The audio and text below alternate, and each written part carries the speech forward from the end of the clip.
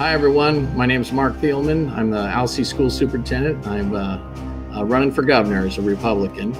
I've been best known, some of you may know me, as the guy who kept the school open K-12 all during COVID without a single COVID case being traced to the classroom. Most recently, I'm known as the guy who worked with the school board to make masking optional.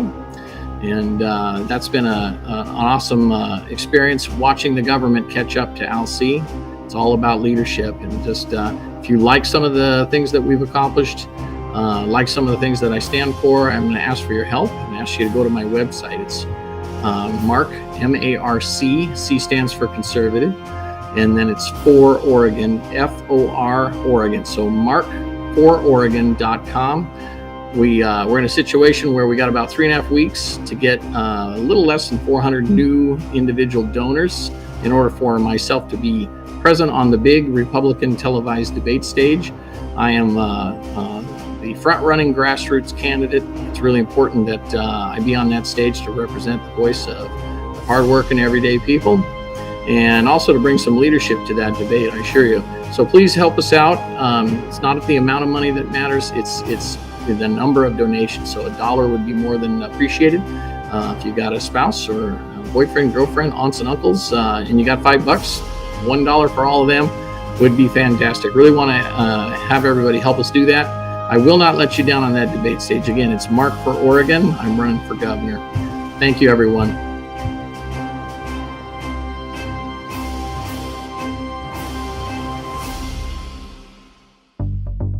Welcome to KSOK Uncensored. This evening we have Superintendent Marc THIELMAN in the state of Oregon joining us. Marc is running for Oregon's governor, and I couldn't be more excited. I actually met Marc on Instagram, and we have remained in contact, and I am an open supporter of his. That said, here's why I like him so much. He definitely is a wild card because he is not afraid to take on big establishment. Marc has taken on our own resident dictator here in Oregon, Governor Kate Brown. He's also taken on the Oregon Health Authority and the Oregon Department of Education. Welcome, Marc. Well, thanks for having me, KSOK. It's good to be here. I'm so happy to have you on. As you know, I'm very invested in your success. I think you are fantastic. And I have to let you know, when you go live and I watch the panels that you've been attending, one, you have as much energy as Donald Trump, and that's a compliment, because that man is doing something constantly, and you're always somewhere, boots on the ground, meeting people, getting your message out there. Very impressive. But also, you have the most swag out of anybody on that panel. And for me, that is not something that you can teach. You have it or you don't. And you definitely are a breath of fresh air when you start speaking. You're relatable, you're funny, and your message is powerful. So I couldn't be more proud to be connected with you. Yeah, well, everything you just listed is important survival tools for a small town superintendent, okay? Yeah, absolutely. I know. Dealing with parents. I mean, I am one. I understand it. I'm pretty low maintenance, I would say. But, you know, it's when we're dealing with our babies, we're talking about our babies, like that's got to be tough from your angle. Children and taxes, two very sensitive issues for most people. Seriously. Absolutely. Speaking of tax season. But okay, so I want to just jump in and go right for it. You've been a superintendent, but I want to know what has really driven you to run for governor for the state of Oregon. Well, for those who don't know, I've done policy work up in the state legislature since 2010. And when you do that kind of work, you're behind the scenes a lot, you know, and I'm not there all the time. I would drive up and usually work in the evenings. And I did some strategy work a few years there back in 2013-14. And so what happened was I built some relationships with members of both parties, mainly the Senate. And you get a sneak peek into just how derelict our leadership is, and somewhat in both parties, but much more seriously derelict on the progressive side of things. When I would work with Democrat folks, they couldn't give me answers on a regular basis. They had to go back and check with the group. Conservatives were a little different. They'd give me their thoughts, and then they would say, well, that could change after we talk some more. But, so those were the two flavors. But the thing is, when you come up with a solution to something like the public employees retirement system, it's been a huge drain on state budgets. And that was the last straw for me. So 2018, I came up with a concept. Governor Brown approved the study. Long story short is the final version came back, hey, this thing will be a moneymaker in 26 years, and it solves the first problem and provides a healthy benefit moving forward for future public employees. And I would say that that's called a grand slam. And I know because the super smart math people wanted to meet the genius that came up with this. And when they found out that I was a school superintendent and not a lawyer or not an analyst, it was quite humorous. So there's the little background, and I ended up being told by Governor Brown's people and Tobias Reed and some other Democrats, the gist of it was you were not supposed to solve the problem, Mark. And man, they were inappropriate in their conduct and the way they talked to me all of a sudden. Wow. And that did it for me. I thought, you know what? This has got to change. And the only way to change it is to go sit in the governor's chair. That's the only way to change. Oh, amen to that. Seriously, we need you. I'm just curious. I know I'm going to work backwards here a little bit because I really want to hear, like, what is your hot button? Obviously, in Oregon, we have so many hot buttons right now. If you were going to talk about like the top 5 things you feel need to change immediately, where would you start? When you're dealing with things like COVID policy, the way that Governor Brown and OHA and ODE have handled this it's just nonsensical. Yeah. So you always want to lead with good science. I'm a science major, biology, done research. I know how to read statistics and studies, obviously, the PERS analysis. I can even do finance. I don't have an ego driving me. I don't have to have all the answers. I just, as you said, I just have to be dangerous. Yep. And Providence has blessed me with a mind that can handle things. I'll be not getting it, and then all of a sudden I get it. And then I become dangerous. And so the thing is, when you're dealing with parents, you have to tell them the truth. You have to give them good information. And then you need to trust them to make good decisions, because really they're our allies in this thing. Right. So for me, that created a crisis where, we were closed down in 2019 and we didn't even wait. I thought, that's not going to be 15 days. I know the government. I know it well. Mm-hmm. And so we immediately started doing deliveries and checking in on families and getting computers. And we went to online before we were being told. We were delivering toilet paper and supplies and games. Oh, cool.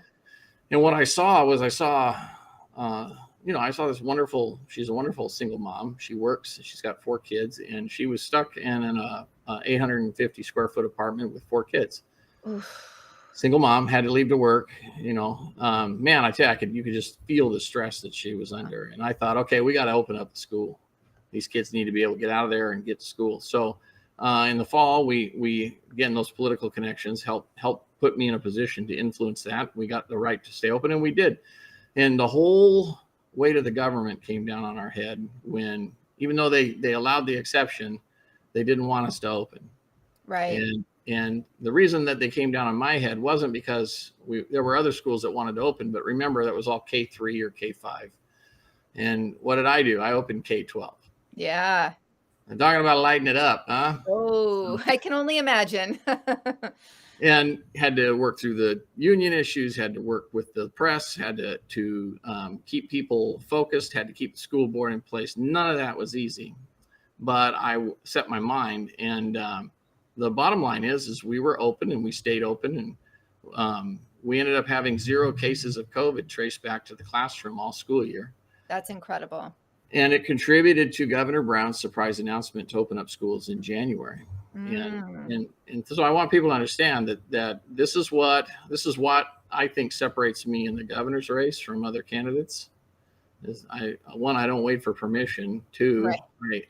I see all of my students and parents as our allies. That's part of our business model. It's our job to serve them, not the other way around. And then compliance is fine as long as it's rooted in something that's repeatable and understandable and that everybody can see. And we all know that with COVID compliance and the face masks and all that, it was difficult to see the effects of those very impactful mitigations.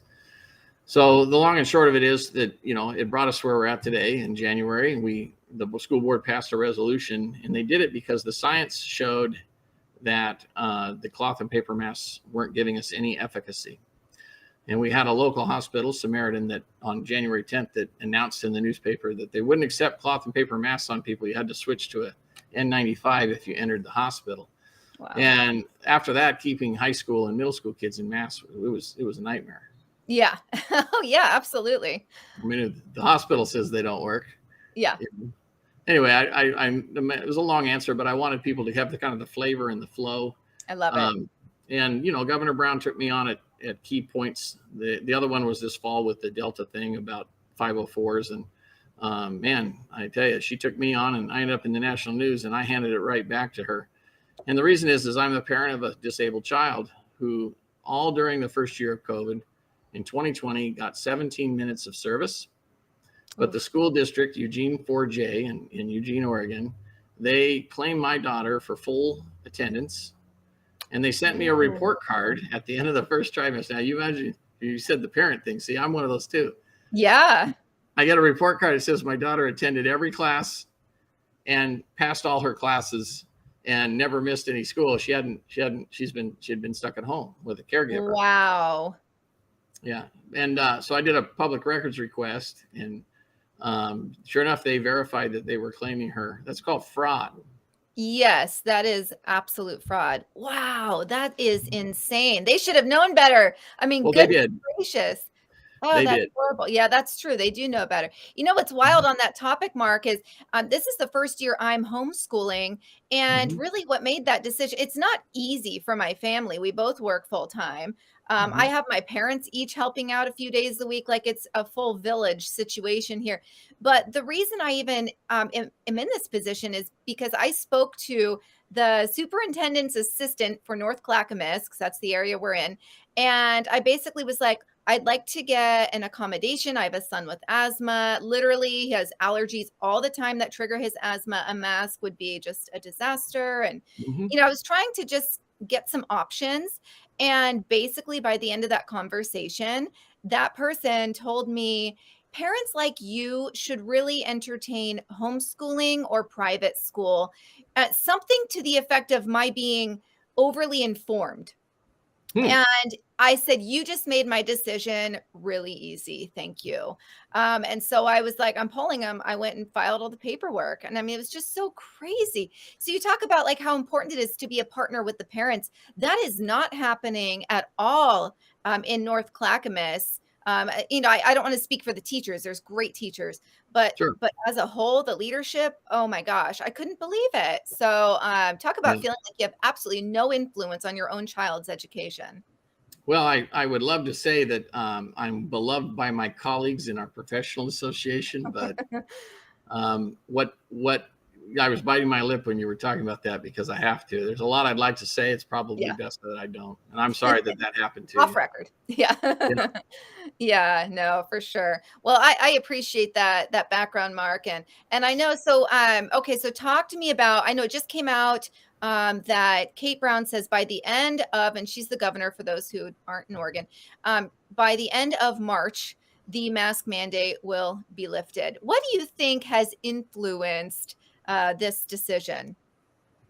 Well, I mean, I can only speculate because it's not like they called Right. me. I was not surprised when I got the heads up that there was big news coming. It started on Saturday. We got the confirmation email from Colt Gill from the Department of Education late Sunday night. Okay. They rolled it out under heavy embargo, and when you're reading the mean embargo language, we know it's only a few of you who've acted, who've, engaged in unprofessional conduct and leaked this out. And the whole time I'm like, well, they're talking about me. Isn't that nice? Okay. And because they don't like transparency. Right. And if I was running the government, we would have announced on Sunday that so that people could have a chance to get excited and that they would, it gets out there like the Sunday paper thing. Right. But instead they waited till today. And the bottom line that I want people to understand is that I can't say that it was because of what we did in LC. What I can say is it was strangely timed with what we've done. Right. Right. Can you talk to viewers about what you did concerning the mask optional Yeah. approach? Oh, absolutely. So if you look in some of the CDC website, I always like to use the CDC. That's what I do, and they are always updating their science. And so they had this wonderful graphic that had a mask in a paper or a cloth one was 56% protection, and a paper was 66%, and then it went KN95 of like 80 something percent. And I thought, well, that's interesting. And then I looked, and there's this little symbol, tiny symbol. So I went to the symbol, and if you read the fine print, it said none of the results were statistically significant. And what that means is all those results are made up. If there was no statistical significance in the CDC study at reducing the number of positive cases in the test pool. So the comedy of that is when they produce a study like that and they represent it as getting 56% of interactions with somebody with an Omicron particle, that's called lying. Now technically they could say that's true, technically, but if there's no significance in terms of the actual cases that were detected, then that is a study that says there's no efficacy of cloth in paper masks. And it turned out it was that study that caused Samaritan Hospital, who obviously read the fine print, to shift to their KN95 policy. And so the thing is, if you lie to people over and over, and the lie does not manifest in people's everyday reality, over time, you lose credibility. And you can imagine how much OHA has lost. So here's the ethical dilemma I want everyone to understand. If you're a school board and you now know scientifically, based on the hospital, based on the CDC report, and there were many other pieces of evidence that I was able to produce for my school board, and you know that masks or their cloth and paper masks don't stop Omicron at all, gives you no advantage, but based on posted CDC admissions and many studies, obviously the one about loss of intelligence and everything, that these masks are harmful, and you keep kids, you stay and remain complicit with keeping kids diapered up, if you will, masked up, then what you're doing is you're now perpetrating harm. And things will come out. They already are. So what's a school board to do? The only protection a school board has is to pass a resolution and say, you know what, we're not playing this game anymore. We can't knowingly put our kids in harm, and we can't knowingly create a liability for ourselves. That's irresponsible. We have an oath to the Constitution to be good stewards, etc. So we wrote up that resolution that said masking optional. It's better than what Youngkin did in Virginia, right? He banned masks. We didn't do that. We said to the parents, optional. So it's called protect yourself. If you think you get benefit, great. If you think your kid will get benefit, great. And we don't have to debate the science. We don't have to play politics. What it does is it puts the parents back in charge. So now if indeed there's harm that comes from continued masking, but it's at the parents' request, see what I'm saying? Then ultimately there's a level of protection there. So Right. I didn't realize Youngkin banned them. I mean, I thought I'm all with you. Like that's what America's about. We need to be able to use our own brains and our God-given rights to make the decision that we feel is right for ourselves and our children.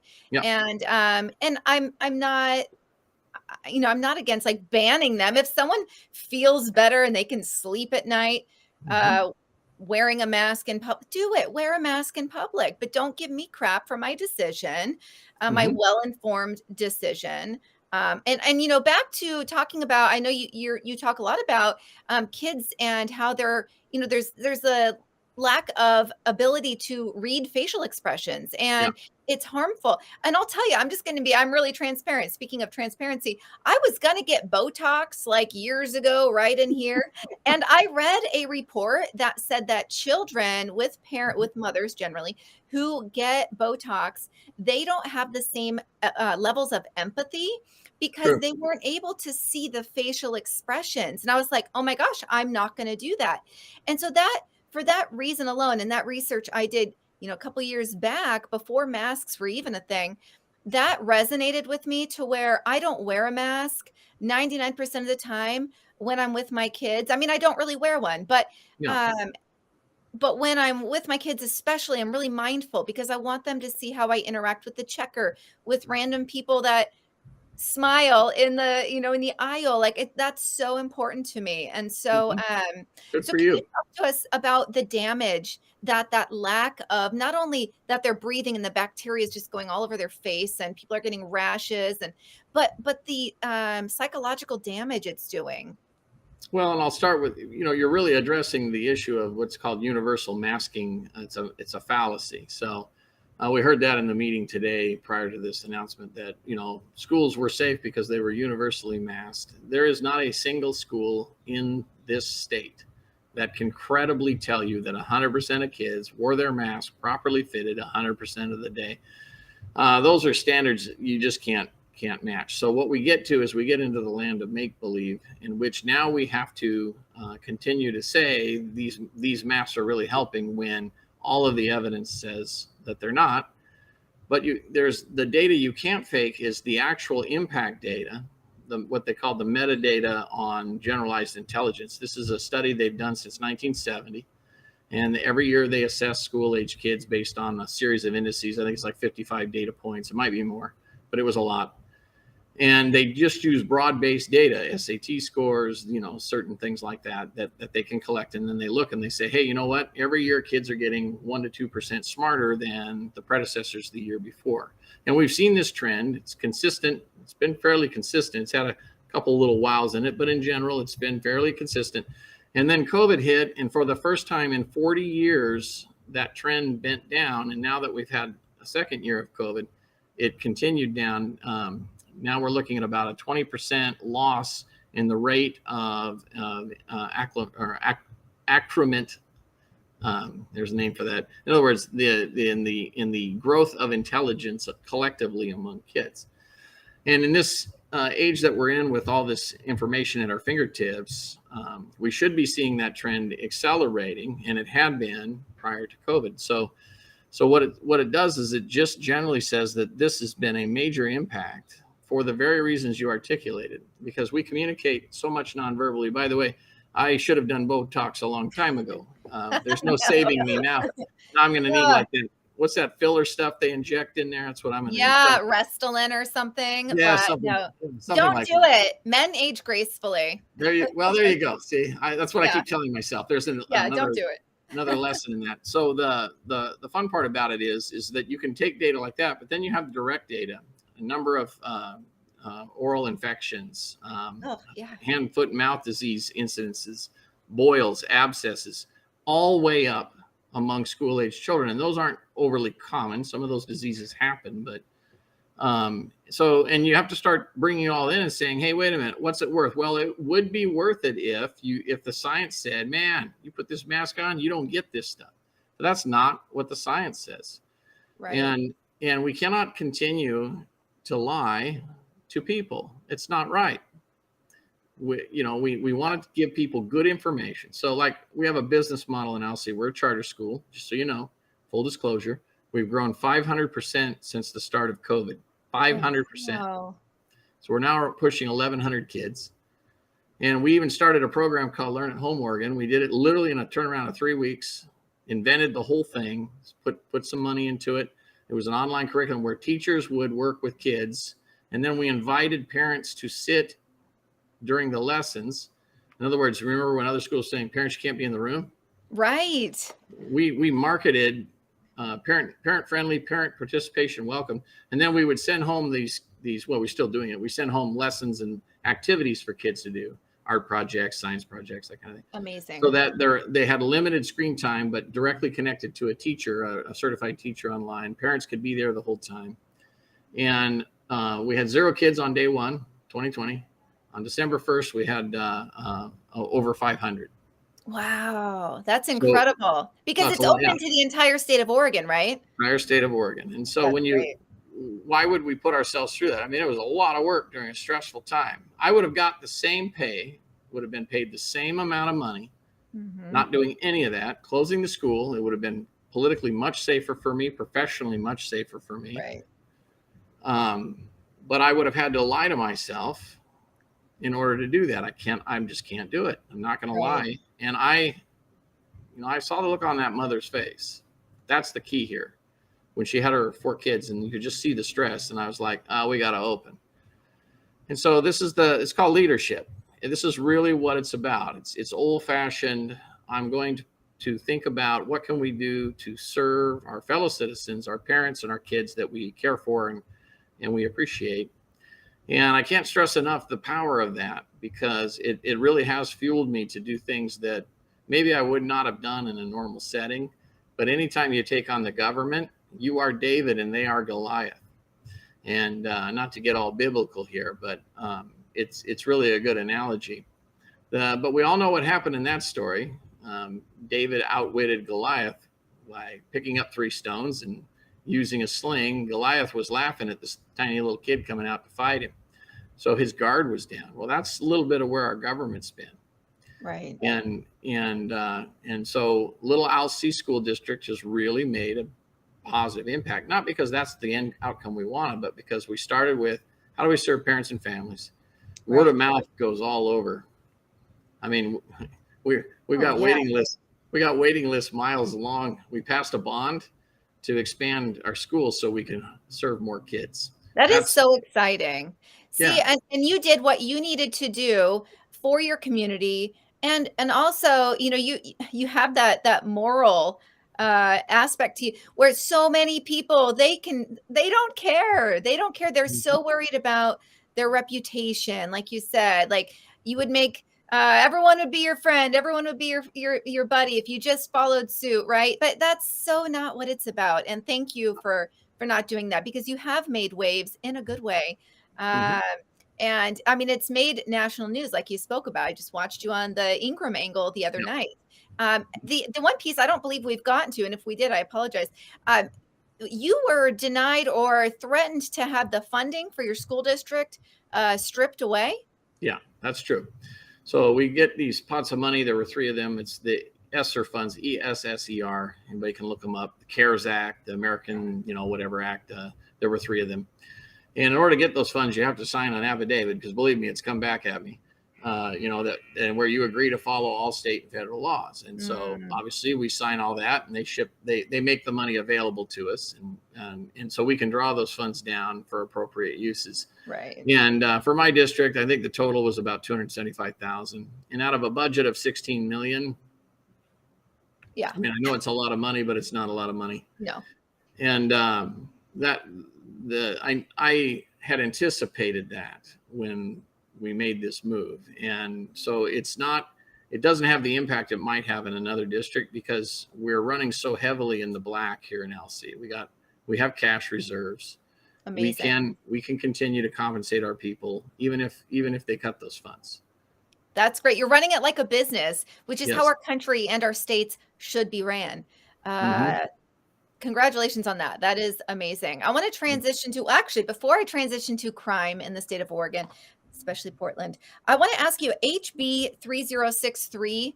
I know that, so you have been speaking out against that. I believe we've had some success there. You've had some success there. Can you talk to us about what that is and where we stand? The truth of it is that's probably partially what cost me the PERS reform. Is the Democrats that I was working with had asked me to be gagged, because I tend to be very impactful when I testify. I tend to have good knowledge about the things I'm talking about, and then I tend to fight to win when I testify, because testimony is not we all just say our piece and shake hands and go home. Testimony is designed to sway the committee's vote. And so at that time, 3063 was looking like it was going to move forward through the committee. And it was looking like there was nothing that was going to be able to stop it, mainly because there were a couple of key Republicans that were actually going to vote for it. So a grandmother came into my school board and cried because 2 of her grandkids were vaccinated, 2 could not be. And she was just terrified they wouldn't be able to go to school here in LC, where it's multi-generation family. So school board chairman said, "Okay, Mark, help her." And I was like, "Oh boy." But I was like, "Okay, my school board says help. I'm going to help." So we went up and I said what I said, and I said it for a reason, and it was designed to change the narrative around that bill. It changed after that from safety to preventing kids' access to school. And a couple of Republicans changed their position. I still remember them nodding in the committee. And then about 4 days later, a week later, the Republicans walked out. And when they walked out, one of their demands to return was the death of that bill. We owe those Republicans a great debt of gratitude, because had that passed, this COVID thing would have been much more oppressive. The state of Oregon would have had full authority to go full Australia on the citizens of Oregon. And because of what the Republicans did, and my testimony was a part of that. It wasn't the only part, but it was a influential part. Because of all that, we ended up preserving some of the rights and freedoms we still have. It's the very reason we were able to say no to masking here in LC. So leadership going way back is important, and I do have a track record of that. And I usually measure it, but I don't apologize for speaking out for the rights of all kids. 60,000 kids would have been kicked out of school immediately on the passage of that bill. And that's wrong. Well, I want to thank you for the part you played in that. I mean, it would have been detrimental, absolutely detrimental and devastating for so many. So, Mark, I have ran up on time. I think we should do this again. I know you're a busy guy. I would love to dive into crime. I'm married to a police officer in Portland, Oregon. Naturally, I know all of those statistics, and that's a whole other segment on its own. So I think we should touch back on that someday. But I am, again, really impressed with everything you're doing. Continue making waves. I know you will. You don't need me to tell you. But just thank you. Thank you for being that strong, unswayed voice in Oregon. We really appreciate it. You're welcome. Thank you, KSOK. All right. All right. And I have your back. All right. Thank you guys for tuning in. Really appreciate it. Don't forget, we are partnered with MyPillow, and we have our own discount code up to 60% off discounts. RAM. We have our own phone number, and we have our own, well, not our own website, but mypillow.com, and use the RAM code at checkout. Thank you so much. And I will see you next Thursday.